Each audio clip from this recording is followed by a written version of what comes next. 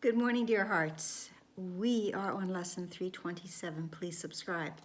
Today's lesson is I need but call and you, capital U, God, Father, you will answer me.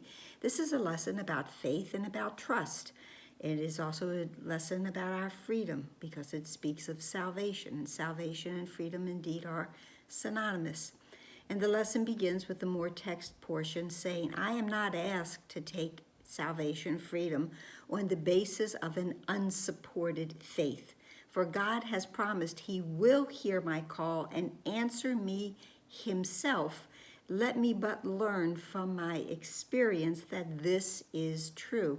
And this is indeed how we learn in this world, in this situation that we're in. We learn from experience. Yesterday, our lesson was about cause and effect. This is the continuation of that in many ways, that the cause is that I call out, I need help. And the effect is, what is the answer? Do I get answered? Is the answer I receive the one that I'm hoping for? Is the answer the one that will indeed settle the problem and the worry, the concern that I have? I need but call, and you will answer me. And I learn from the experience of every time that I have called to God, I have called to the Holy Spirit, I have received an answer. Sometimes the answer comes immediately. Sometimes it takes a little longer. But in the moments from the asking until the answer comes, what fills up that space in between is my faith that indeed the answer will come. The answer will be provided. As we learned early in the course, that as soon as there was a problem, the answer was given. So as soon as I have a problem and I call for an answer, it will be given when it comes to me. And also then it's when I realize it. Because the answer may be given immediately, but I have yet to recognize it. I have to recognize it to realize it is here. And we learn from experience, and this is true, and faith in him must surely come to me. This is the faith that will endure and take me farther and still farther on the road that leads to him, on the way to go home. For thus I will be sure that he has not abandoned me and loves me still, awaiting but my call to give me all the help I need to come to him. This is all I'm really asking for. I'm asking for ways to come home. Where is my need in that moment? Where is my problem in that moment?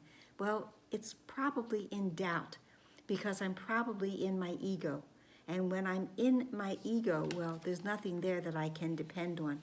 So I call for an answer, and the answers that I would get from my ego are never going to suffice. They are never going to answer the question. They're only going to give me more problems.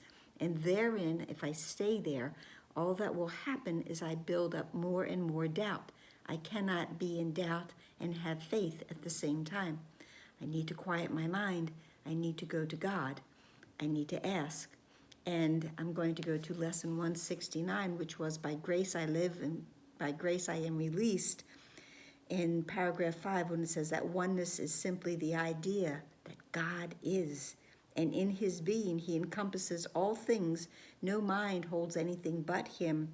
We say God is, and then we cease to speak. For in that knowledge, words are meaningless.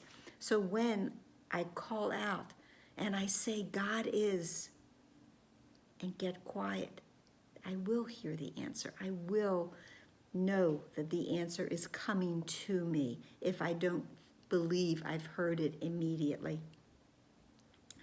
One of my Janetisms, faith is not knowing. I don't know. I don't know, but I have faith that I will know. I have faith that I will be guided. The second part of today's lesson is the prayer, and it says, Father, I thank you that your promises will never fail in my experience if I but test them out. Let me attempt, therefore, to try them and to judge them not. Your word is one with you. You give the means whereby conviction comes That is the faith, that is the trust, and surety of your abiding love is gained at last. The more we test this out, the more we think of something that we are requiring, that we are in great need of, and it can be peace. It can simply be peace. It doesn't need to be something in form. We think of things in form as what we really need. And those too will be provided if those are truly needed. There is no thing that our Father will not give us, because again, his will for us is perfect joy, peace, happiness. And if in this moment we think that comes from form, he will provide exactly what is needed until we realize our true happiness and joy and peace are not in form, but they are within us, because he is within us. But we remember that we always have a friend. We always have someone to guide us. We have the Holy Spirit waiting, staying, as I've said, great patience, great patience. God waits, Holy Spirit waits, freedom waits.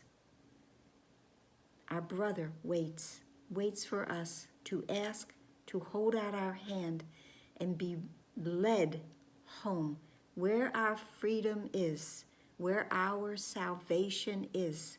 We will be led there, because that's the only place we want to go, and that's the only place we are meant to be. So I think that's it for today. I hope it helped. Please like, please share, please subscribe, please comment. Please smile, please breathe, please pray. And if you are celebrating Thanksgiving, be grateful that you are. Be grateful for those around you. And in that gratitude, we find even more trust and more faith. Namaste.